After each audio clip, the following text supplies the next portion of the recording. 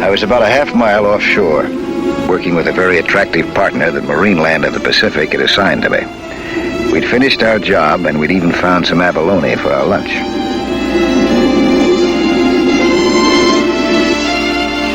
But I might have known it was all too good to last. When we surfaced, a visitor was waiting for me aboard the boat. Mike Nelson, I presume. I'm Louis Hale. This is a real pleasure. Miss Edwards. Hi. Hello. Where's your diving line? The rest of your gear. Well, I run a skin dive. I wear this to keep in condition. You mean you swam all the way out here? Well, sure, that's not far. I'd say it was pretty far, especially swimming alone. Which brings me right to my point. I need a partner, you. It'd be a lot of fun. I have a lot of fun with my job now. Well, if my calculations are right, there'd be a lot of money in the deal, too. I'll make enough money. I'm perfectly satisfied. Well, wouldn't you like to at least hear my proposition? All right, let me haul in my net first, huh? We'll talk about it on the way in. No, I'm going to swim in. I need the exercise. I'll see you on the beach.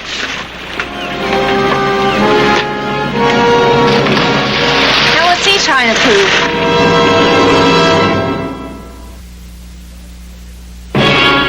10 minutes later, we were tying up at the Marine Land dock. I'll get on the beach and get rid of muscles as fast as I can. Okay, Mike, I'll have lunch ready when you come back.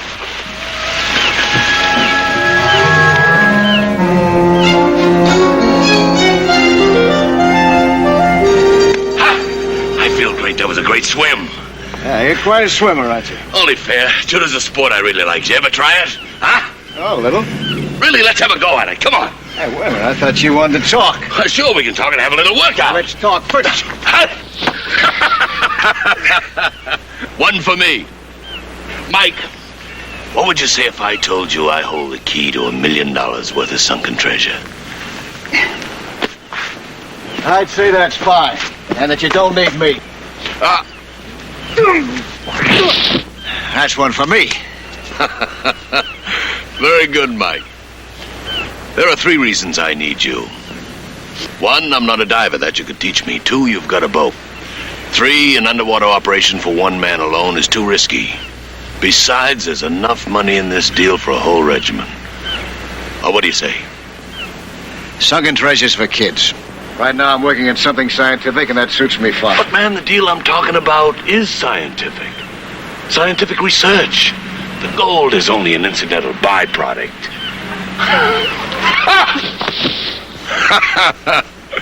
Hey, Mike, tell me, have you ever heard of Alfred Wegener and his theory on the moving continents? No. Well, Wegener's dead now. He froze to death on an expedition up in Greenland, a great loss to modern geology. Too bad. Just what has Wegener's theory got to do with your proposition? Well, Wegener established, by actual measurement, that all land masses are in constant motion, partially because of the centrifugal force generated as the Earth whirls through space.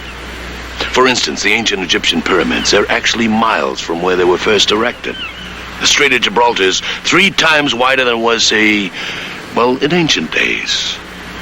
And America is 40 or 50 feet, as I understand it, farther away from England as recently as, say, 1920. These land movements are going on today. Intriguing, isn't it? Fascinating. You through with your little workout now?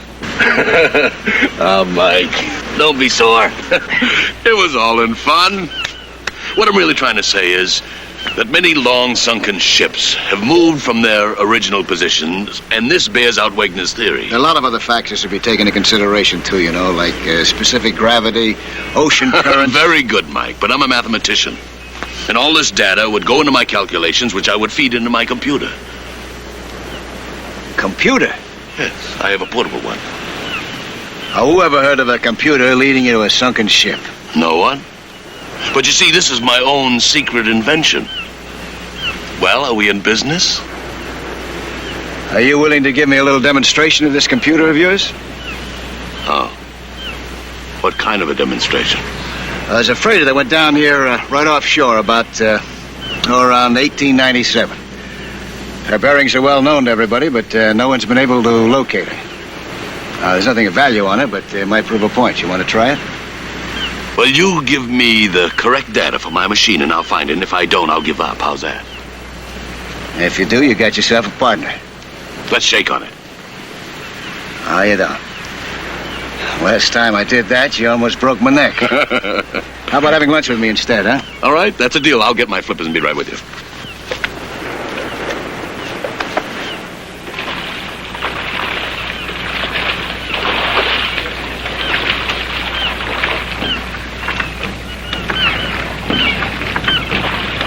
Morning. Morning.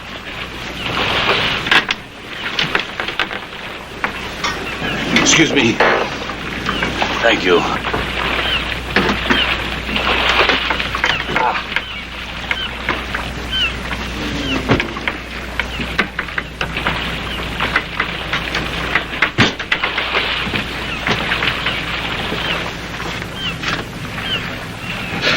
Well, Mike, this end goes into the water. This feeds directly into the box. That way, the data is fed directly into the machine. Oh, that's quite a gadget. Now, look at that machine of yours, huh? I'm sorry, Mike. I'm afraid your curiosity is going to have to remain unsatisfied. You see, the best years of my life went into developing that machine, and nobody's ever going to have a good look at it. That goes for you too, partner. You mean I never will be able to see it? No. Sorry. Well, I'm ready to shove off whenever you are. Follow a course that'll take us to the general area where the freighter went down. By that time, I should be ready to take over. So we moved out to sea. If I'd known what was waiting for me, I'd never have left the dock.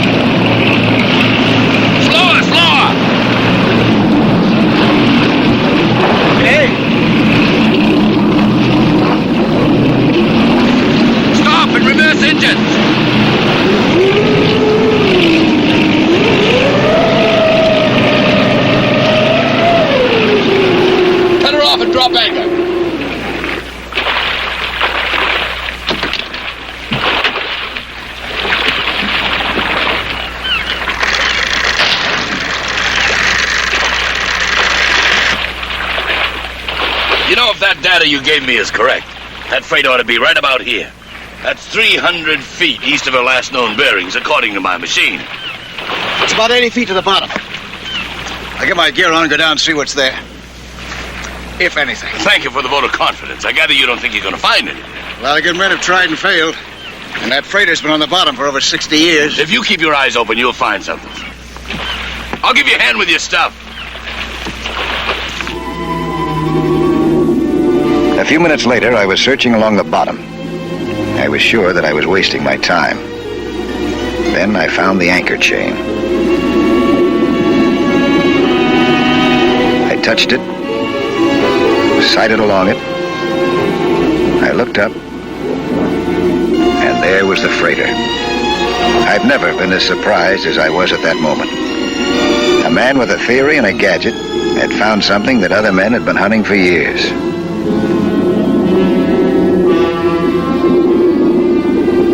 I headed for the surface, and my partner at once.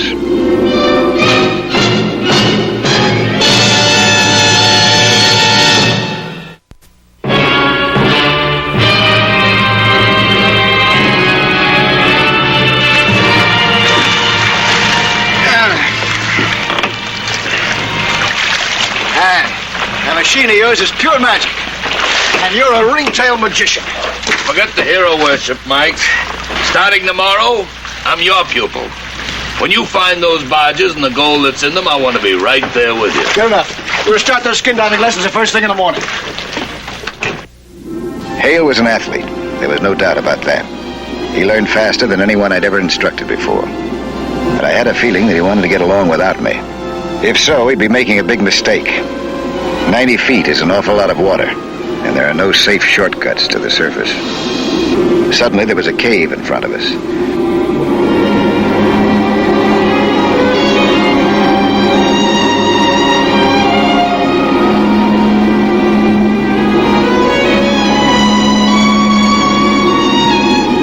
I motioned for him to stay out of it, but he went in anyway.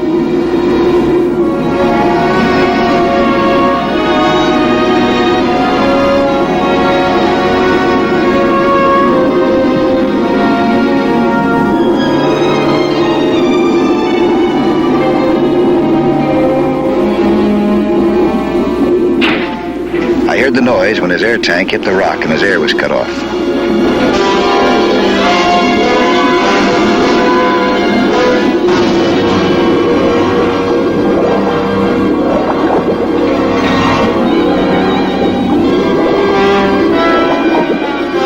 By the time I reached him, he was unconscious.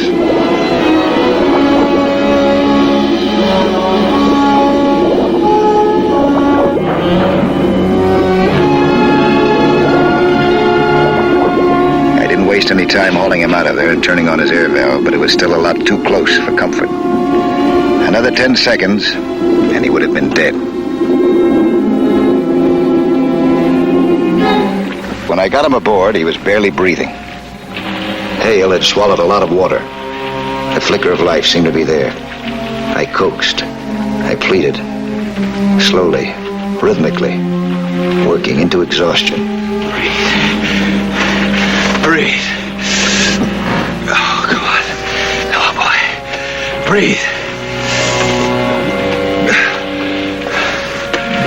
Breathe.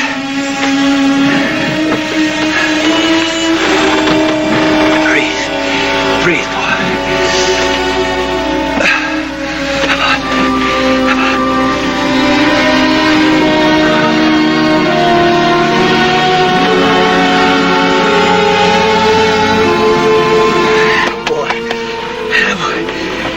Fella.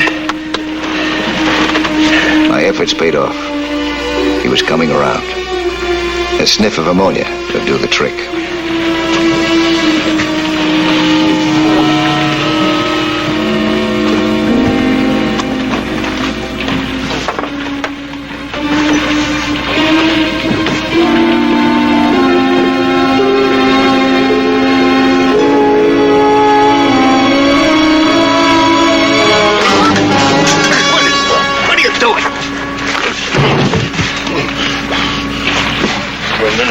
You were trying to get into my...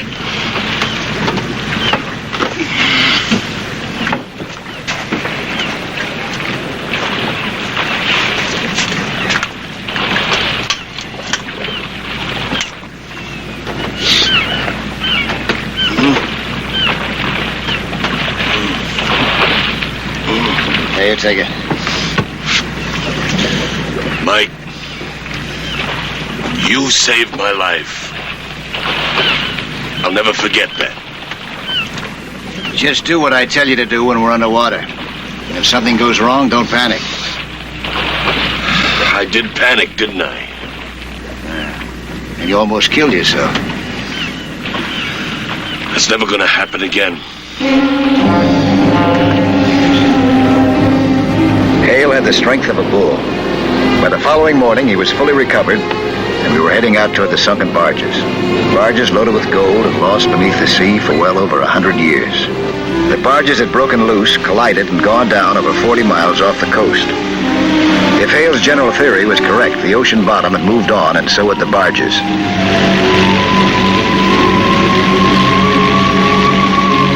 While we headed for the general area, Hale went through his routine of taking sights and fixes and reducing them to mathematical equations for his machine to digest. Hale had a busy routine, but I was beginning to get the funny feeling that a lot of it was strictly for my benefit.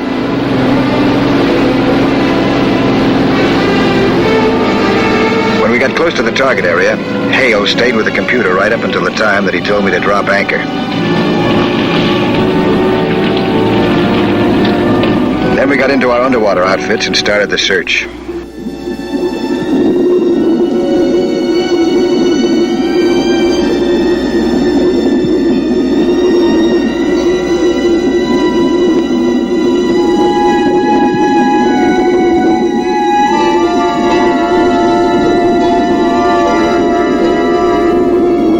We searched the sea bottom until our air reserve was almost gone, but we found no signs of the wrecked wooden barges and their cargo of gold. What we did find was a number of jettisoned oil drums, metal ones, and very definitely of the 20th century.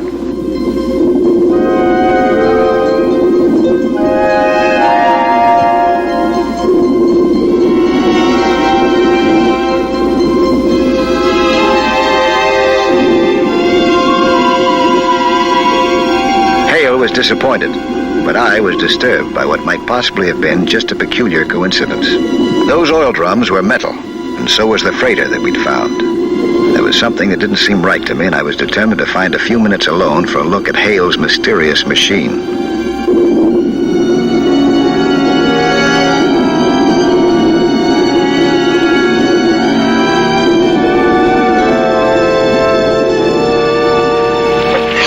I can't understand it. Maybe your machine just goofed. My machine never makes mistakes. The data I fed into it must have been wrong. I'd better recheck my figures.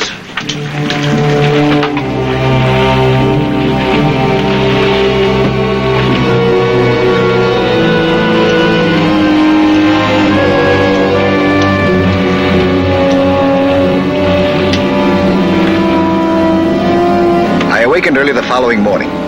Hale was still asleep. This could be my chance to have a look into that sea chest.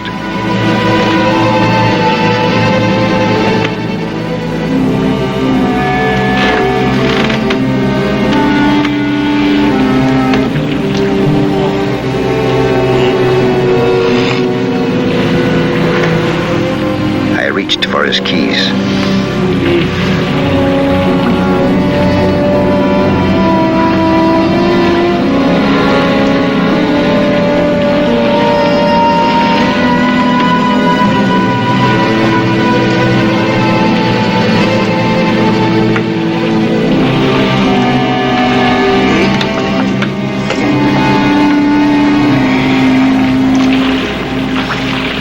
Morning. Morning. Oh, gotta get going, don't you think? Yeah. You're up early. Today's the day, isn't it? That's right, partner.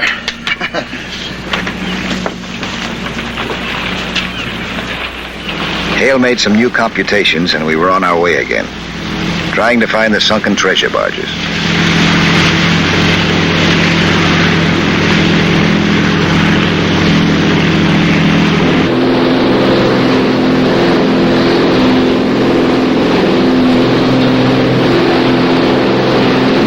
Cut engines and drop anchor right here.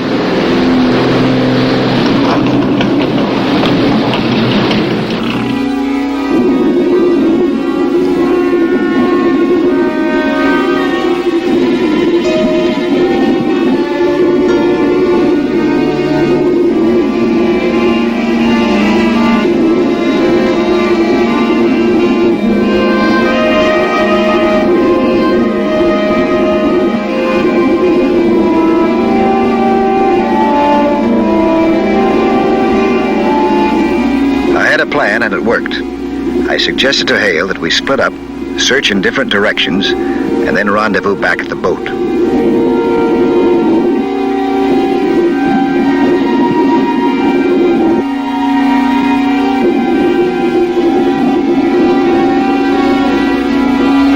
This gave me my chance.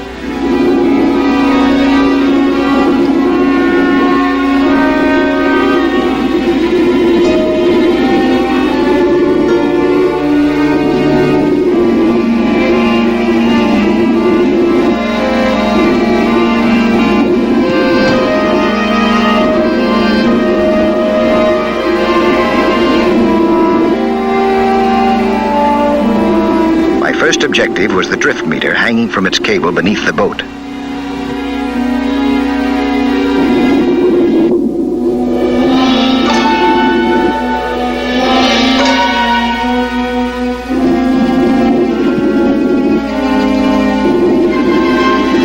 There didn't appear to be anything unusual about it until I turned away. Then it almost seemed alive as it leaped at my metal tank and clung to it.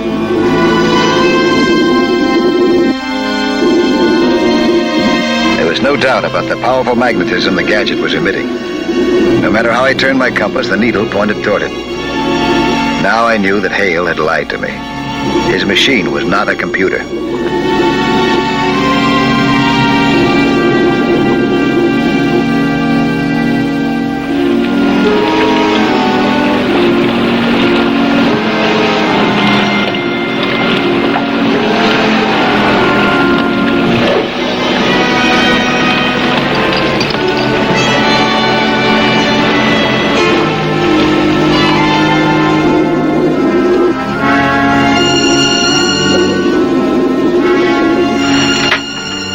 Hale's whole routine had been phony from start to finish. What he called a computer was really a very sensitive detector of metallic objects. The lettering on the device made it plain that Hale was a thief, if not worse.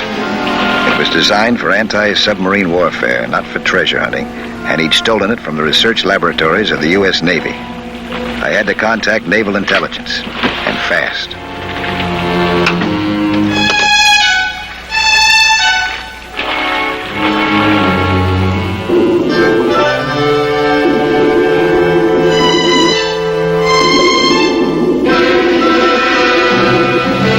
In the meantime, Hale had found the barges, and he'd sent up a marker boy.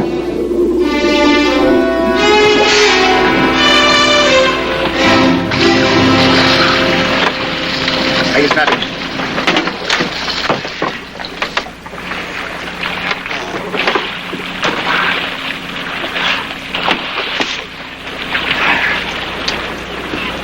Well, I found it. We're rich, man. Rich! Oh, what's the matter, what is it?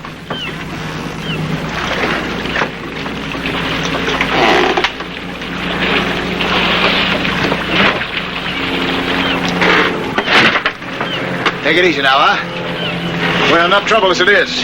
You're the one who's in trouble.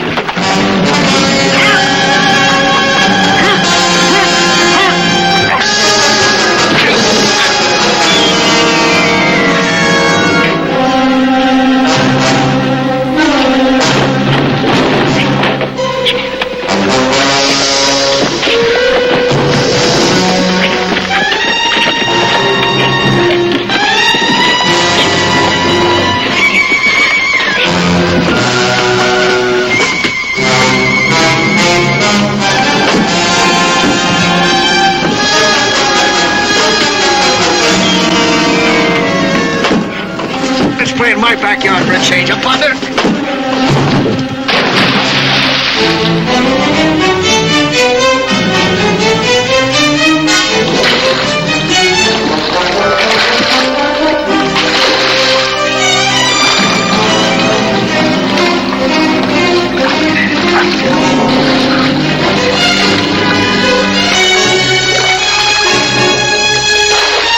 Hale was a muscle man, but he couldn't stay underwater as long as I could. When I hauled him back aboard, he was out cold. When the copter arrived to pick up Hale and his stolen gadget, I lit a flare for them. I felt like I was back in the Navy again. It felt good.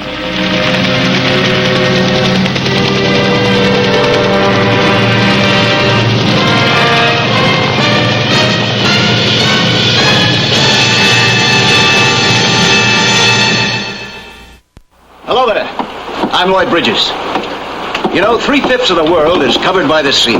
And how little most of us know about that underwater world. Go below with us again next week, huh? For another thrilling adventure in Sea Hunt.